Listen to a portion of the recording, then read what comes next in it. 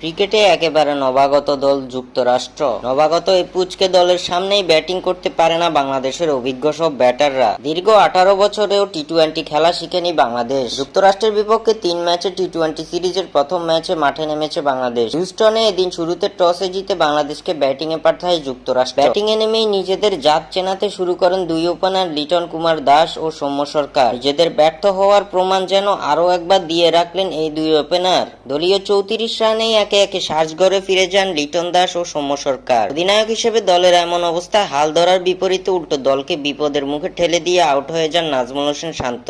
11 বলে মাত্র 3 রান করেন অধিনায়ক শান্ত। এদিন ব্যাট হাতে ব্যর্থতার পরিচয় দিয়েছেন সাকিব আল হাসানও।